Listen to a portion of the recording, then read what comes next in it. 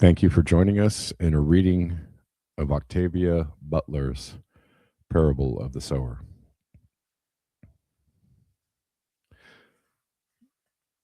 (2024).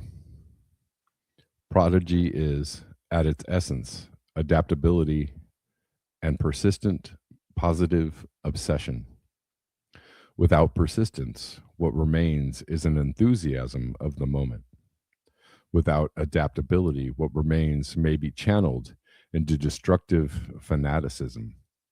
Without positive obsession, there is nothing at all. Earthseed, The Books of the Living, by Lauren Oya Olamina. Chapter 1. All that you touch, you change. All that you change, changes you. The only lasting truth is change. God is change. Earthseed, The Books of the Living. Saturday, July 20th, 2024. I had my reoccurring dream last night. I guess I should have expected it. It comes to me when I struggle, when I twist on my own personal hook and try to pretend that nothing unusual is happening. It comes to me when I try to be my father's daughter. Today is our birthday, my 15th and my father's 55th. Tomorrow I'll try to please him and the community and God. So last night, I dreamed a reminder that it's all a lie. I think I need to write about the dream because this particular lie bothers me so much. I'm learning to fly, to levitate myself. No one is teaching me. I'm just learning on my own, little by little, dream lesson by dream lesson. Not a very subtle image, but a persistent one. I've had many lessons, and I'm better at flying than I used to be. I trust my ability more now, but I'm still afraid. I can't quite control my directions yet. I lean forward toward the doorway. It's a doorway like the one between my room and the hall. It seems to be a long way from me, but I lean toward it. Holding my body stiff and tense, I let go of whatever I'm grasping, whatever has kept me from rising or falling so far. And I lean into the air, straining upward, not moving upward, but not quite falling down either. Then I do begin to move as though to slide on the air, drifting a few feet above the floor, caught between terror and joy. I drift toward the doorway. Cool, pale light glows from it. Then I slide a little to the right and a little more. I can see that I'm going to miss the door and hit the wall beside it, but I can't stop or turn. I drift away from the door, away from the cool glow into another light. The wall before me is burning. Fire has sprung from nowhere, has eaten in through the wall, has begun to reach toward me. Reach for me. The fire spreads. I drift into it. It blazes up around me. I thrash and scramble and try to swim back out of it, grabbing handfuls of air and fire, kicking, burning, darkness. Perhaps I awake a little. I do sometimes when the fire swallows me. That's bad. When I wake up all the way, I can't get back to sleep. I try, but I've never been able to. This time, I don't wake up all the way. I fade into the second part of the dream, the part that's ordinary and real, the part that did happen years ago when I was little. Though at the time, it didn't seem to matter. Darkness brightening, stars casting their cool, pale, glinting light. We couldn't see so many stars when I was little, my stepmother says to me. She speaks in Spanish, her own first language. She stands still and small, looking up at the broad sweep of the Milky Way.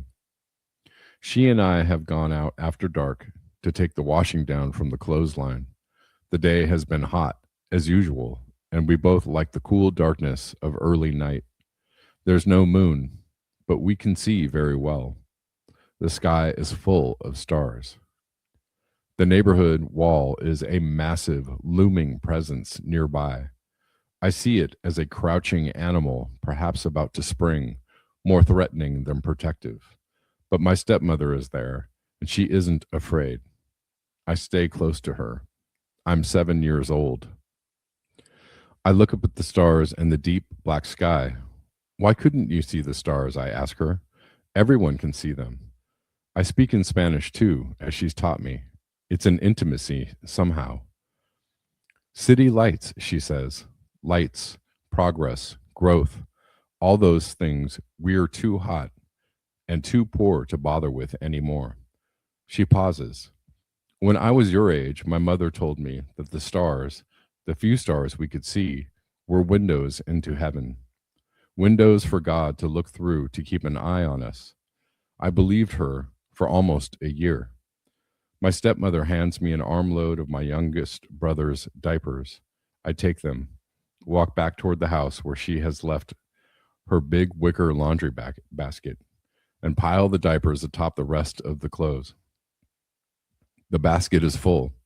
I look to see that my stepmother is not watching me, then let myself fall backward onto the soft mound of stiff, clean clothes. For a moment, the fall is like floating. I lie there looking up at the stars. I pick out some of the constellations and name the stars that make them up. I've learned them from an astronomy book that belonged to my father's mother.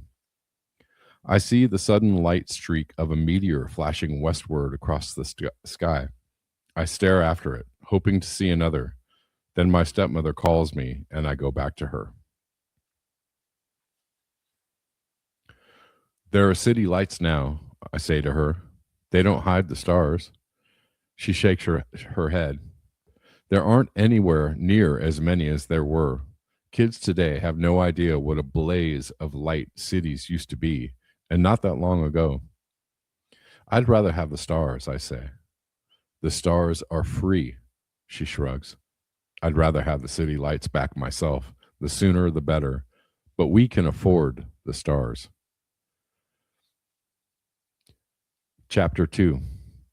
A gift of God may sear unready fingers. Earthseed, the books of the living. Sunday, July 21st, 2024.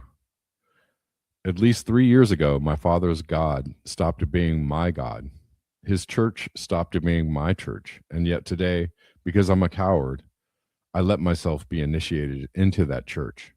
I let my father baptize me in all three names of that God who isn't mine anymore. My God has another name. We got up early this morning because we had to go across town to church. Most Sundays, Dad holds church services in our front rooms. He's a Baptist minister, and even though not all of the people who live within our neighborhood walls are Baptists, he's a Baptist minister, and even though not all of the people who live within our neighborhood walls are Baptists, those who feel the need to go to church are glad to come to us. That way they don't have to risk going outside where things are so dangerous and crazy. It's bad enough that some people, my father for one, have to go to work at least once a week. None of us goes out to school anymore. Adults get nervous about kids going outside. But today was special. For today, my father made arrangements with another minister, a friend of his who still had a real church building with a real baptistry. Dad once had a church just a few blocks outside our wall. He began it before there were so many walls, but after it had been slept in by the homeless, robbed, and vandalized several times, someone poured gasoline in and around it and burned it down. 7 of the homeless people sleeping inside on that last night burned with it. But somehow Dad's friend, Reverend Robinson, has managed to keep his church from being destroyed. We rode our bikes to it this morning. Me, 2 of my brothers, 4 other neighborhood kids who were ready to be baptized, plus my father and some other neighborhood adults riding shotgun. All of the adults were armed. That's the rule. Go out in a bunch and go armed. The alternative was to be baptized in the bathtub at home. That would have been cheaper and safer and fine with me. I said so, but no one paid attention to me. To the adults, going outside to a real church was like stepping back into the good old days when there were churches all over the place and too many lights, and gasoline was for fueling cars and trucks instead of for torching things. They never miss a chance to relive the good old days or to tell kids how great it's going to be when the country gets back on its feet and good times come back. Yeah. To us kids, most of us, the trip was just an adventure, an excuse to go outside the wall. We would be baptized out of duty or as a kind of insurance, but most of us aren't that much concerned with religion. I am, but then I have a different religion. Why take chances? Sylvia Dunn said to me a few days ago. Maybe there's something to all this religion stuff. Her parents thought there was, so she was with us. My brother Keith, who was also with us, didn't share any of my beliefs. He just didn't care. Dad wanted him to be baptized, so what the hell? There wasn't much that Keith did care about. He liked to hang out with his friends and pretend to be grown up, dodge work and dodge school and dodge church. He's only 12, the oldest of my 3 brothers. I don't like him much, but he's my stepmother's favorite. 3 smart sons and 1 dumb one, and it's the dumb one she loves best. Keith looked around more than anyone as we rode. His ambition, if you could call it that, is to get out of the neighborhood and go to Los Angeles. He's never too clear about what he'll do there. He just wants to go to the big city and make big money. According to my father, the big city is a carcass covered with too many maggots. I think he's right, though not all the maggots are in LA. They're here too. But maggots tend not to be early morning types. We rode past people stretched out, sleeping on sidewalks, and a few just waking up, but they paid no attention to us. I saw at least 3 people who weren't going to wake up again, ever. One of them was headless. I caught myself looking around for the head. After that, I tried not to look around at all. A woman, young, naked, and filthy, stumbled along past us. I got a look at her slack expression and realized that she was dazed or drunk or something. Maybe she had been raped so much that she was crazy. I'd heard stories of that happening. Or maybe she was just high on drugs. The boys in our group almost fell off their bikes, staring at her. What wonderful religious thoughts they would be having for a while. The naked woman never looked at us. I glanced back after we'd passed her and saw that she had settled down in the weeds against someone else's neighborhood wall. A lot of our ride was along one neighborhood wall after another, some a block long, some 2 blocks long, some 5. Up toward the hills, there were walled estates, one big house and a lot of shacky little dependencies where the servants lived. We didn't pass anything like that today. In fact, we passed a couple of neighborhoods so poor that their walls were made up of unmortared rocks, chunks of concrete, and trash. Then there were the pitiful, unwalled residential areas. A lot of the houses were trashed, burned, vandalized, infested with drunks or druggies, or squatted in by homeless families with their filthy, gaunt, half-naked children. Their kids were wide awake and watching us this morning. I feel sorry for the little ones, but the ones my age and older make me nervous. We ride down the middle of the cracked street, and the kids come out and stand along the curb to stare at us. They just stand and stare. I think if there were only 1 or 2 of us, or if they couldn't see our guns, they might try to pull us down and steal our bikes or clothes or shoes or whatever. Then what? Rape? Murder? We could wind up like that naked woman, stumbling along, dazed, maybe hurt, sure to attract dangerous attention unless she could steal some clothing. I wish we could have given her something. My stepmother says she and my father stopped to help an injured woman once, and the guys who had injured her jumped out from behind a wall and almost killed them. And we're in Robledo, 20 miles from Los Angeles. And according to Dad, once a rich, green, unwalled little city he had been eager to abandon when he was a young man. Like Keith, he had wanted to escape the dullness of Robledo for one. Like Keith, he had wanted to escape the dullness of Robledo for big city excitement. LA was better then, less lethal. He lived there for 21 years. Then in 2010, his parents were murdered and he inherited their house. Whoever killed them had robbed the house and smashed up the furniture, and they didn't torch anything. There were no neighborhood walls back then. Crazy to live without a wall to protect you. Even in Robledo, most of the street poor, squatters, winos, junkies, homeless people in general are dangerous. They're desperate or crazy or both. That's enough to make anyone dangerous. Worse for me, they often have things wrong with them. They cut off each other's ears, arms, legs. They carry untreated diseases and festering wounds.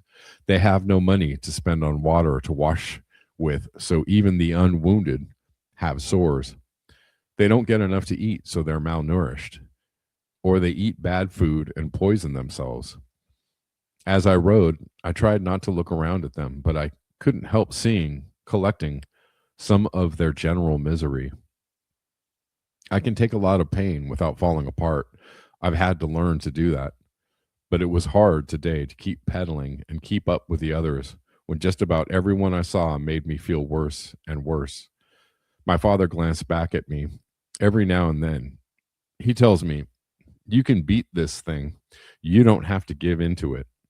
He has always pretended, or perhaps believed, that my hyper empathy syndrome was something I could shake off and forget about. The sharing isn't real after all. It isn't some magic or ESP that allows me to share the pain or the pleasure of other people. It's delusional. Even I admit it. My brother Keith used to pretend to be hurt just to trick me into sharing his supposed pain. Once he used red ink as fake blood and made me bleed. I was 11 then, and I still bled, though the skin. I was 11 then, and I still skin when I saw someone else bleeding. I couldn't help doing it. And I always worried that it would give me away to people outside the family. I haven't shared bleeding with anyone else since I was 12 and got my first period. What a relief that was. I just wish all the rest of it had gone away too. Keith only tricked me into bleeding that once, and I beat the hell out of him for it. I didn't fight much when I was little because it hurt me so. I felt every blow that I struck, just as though I'd hit myself. So when I did decide that I had to fight, I set out to hurt the other kid more than kids usually hurt one another. I broke Michael Talcott's arm and Ruben Quintanilla's nose. I knocked out 4 of Sylvia Dunn's teeth. They all earned what I did to them 2 or 3 times over. I got punished every time, and I resented it. It was double punishment after all, and my father and stepmother knew it. But knowing didn't stop them. I think they did it to satisfy the other kids' parents. But when I beat up Keith, I knew that Corey or Dad or both of them would punish me for it. My poor little brother, after all. So I had to see that my poor little brother paid in advance. What I did to him had to be worthwhile in spite of what they would do to me. It was. We both got it later from Dad. Me for hurting a younger kid, and Keith for risking putting family business into the street. Dad is big on privacy and family business. There's a whole range of things we never even hint about outside the family. First among these is anything about my mother, my hyper empathy, and how the two are connected. To my father, the whole business is shameful. He's a preacher and a professor and a dean. A first wife who was a drug addict and a daughter who was drug damaged is not something he wants to boast about. Lucky for me, being the most vulnerable person I know is damn sure not something I want to boast about. I can't do a thing about my hyper empathy, no matter what dad thinks or wants or wishes. I feel what I see others feeling or what I believe they feel. Hyperempathy is what the doctors call an organic delusional syndrome. Big shit. It hurts. That's all I know. Thanks to Paracetamol, the small pill, the Einstein powder, the particular drug my mother chose to abuse before my birth killed her, I'm crazy. I get a lot of grief. I get a lot of grief that doesn't belong to me, and that isn't real, but it hurts. I'm supposed to share pleasure and pain, but there isn't much pleasure around these days. About the only pleasure I've found that I enjoy sharing is sex. I get the guy's good feeling and my own. I almost wish I didn't. I live in a tiny walled fishbowl cul-de-sac community, and I'm the preacher's daughter. There's a real limit to what I can do as far as sex goes. Anyway, my neurotransmitters are scrambled, and they're going to stay scrambled. But I can do okay as long as I can do okay as long as other people don't know about me. But I can do okay as long as other people don't know about me. Inside our neighborhood walls, I do fine. Our rides today, though, were hell. Going and coming. They were all the worst things I've ever felt. Shadows and ghosts, twists and jabs of unexpected pain. If I don't look too long at old injuries, they don't hurt me too much. There was a naked little boy whose skin was a mass of big red sores. A man with a huge scab over the stump where his right hand used to be. A little girl, naked, maybe 7 years old, with blood running down her bare thighs. A woman with a swollen, bloody, beaten face. I must have seemed jumpy. I glanced around like a bird, not letting my gaze rest on anyone longer than it took me to see that they weren't coming in my direction or aiming anything at me. Dad may have read something of what I was feeling in my expression. I try not to let my face show anything, but he's good at reading me. Sometimes people say I look grim or angry. Better to have them think that than to know the truth. Better to have them think anything than to let them know just how easy it is to hurt me. Dad had insisted on fresh, clean, potable water for the baptism. He couldn't afford it, of course. Who could? That was the other reason for the 4 extra kids: Sylvia Dunn, Hector Quintanilla, Curtis Talcott, and Drew Balter, along with my brothers Keith and Marcus. The other kids' parents had helped with costs. They thought a proper baptism was important enough to spend money and take some risks. I was the oldest by about 2 months. Curtis was next. As much as I hated being there, I hated even more that Curtis was there. I care about him more than I want to. I care what he thinks of me. I worry that I'll fall apart in public someday and he'll see, but not today. By the time we reached the fortress church, my jaw muscles hurt from clenching and unclenching my teeth, and overall, I was exhausted. There were only 5 or 6 dozen people at the service, enough to fill up our front rooms at our home and look like a big crowd. At the church, though, with its surrounding wall and its security bars and laser wire and its huge hollowness inside and its armed guards, the crowd seemed a tiny scattering of people. That was all right. The last thing I wanted was a big audience to maybe trip me up with pain. The baptism went just as planned. They sent us kids off to the bathrooms, men's, women's. Please do not put paper of any kind into toilets, water for washing and bucket at left, to undress and put on white gowns.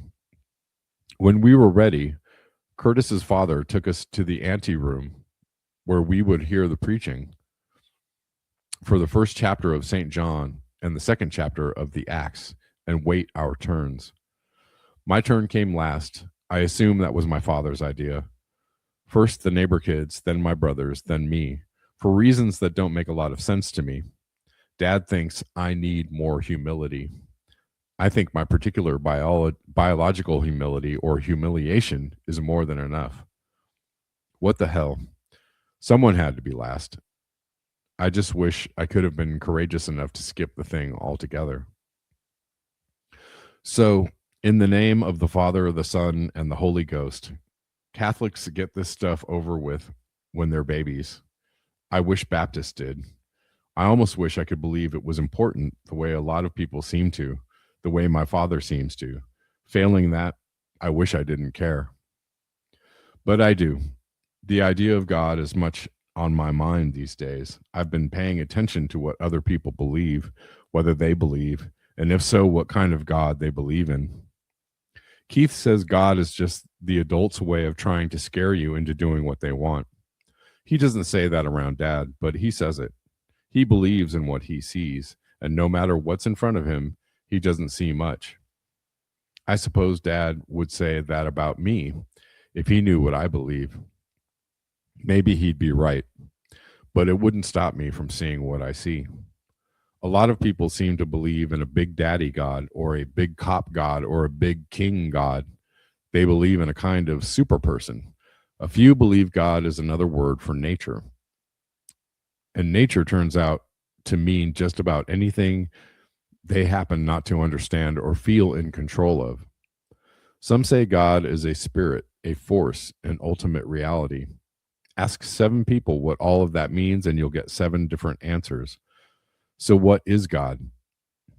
Just another name for whatever makes you feel special and protected? There's a big early season storm blowing itself out in the Gulf of Mexico. It's bounced around the Gulf, killing people from Florida to Texas and down into Mexico. There are over 700 known dead so far, one hurricane. And how many people has it hurt? How many people are going to starve later because of destroyed crops? That's nature. Is it God? Most of the dead are the street poor who have nowhere to go and who don't hear the warnings until it's too late for their feet to take them to safety. Where's safety for them anyway? Is it a sin against God to be poor? We're almost poor ourselves. There are fewer and fewer jobs among us, more of us being born, more kids growing up with nothing to look forward to. One way or another, we'll all be poor someday. The adults say things will get better, but they never have. How will God, my Father's God, behave toward us when we're poor? Is there a God? If there is, does he, she, it care about us? Deists like Benjamin Franklin and Thomas Jefferson believe God was something that made us, then left us on our own. Misguided, Dad said when I asked him about the deists. They should have had more faith in what their Bibles told them. I wonder if the people on the Gulf Coast still have faith. People have had faith through horrible disasters before. I read a lot about that kind of thing. I read a lot, period. My favorite book of the Bible is Job. I think it says more about my father's God, in particular, and gods in general, than anything else I've ever read. In the book of Job, God says he made everything and he knows everything, so no one has the right to question what he does with any of it. Okay, that works. That Old Testament God doesn't violate the way things are now. But that God sounds a lot like Zeus, a super powerful man playing with his toys the way my youngest brothers play with their toy soldiers. Bang, bang. 7 toys fall dead. If they're yours, you make the rules. Who cares what the toys think? Wipe out a toy's family, then give it to a brand new family. Toy children, like Job's children, are interchangeable. Maybe God is a kind of a big kid playing with toys. If he is, what difference does it make if 700 people get killed in a hurricane? Or if 7 kids go to church and get dipped in a big tank of expensive water? But what if all that is wrong? What if God is something else altogether? Thanks for listening. We'll be back with more shortly.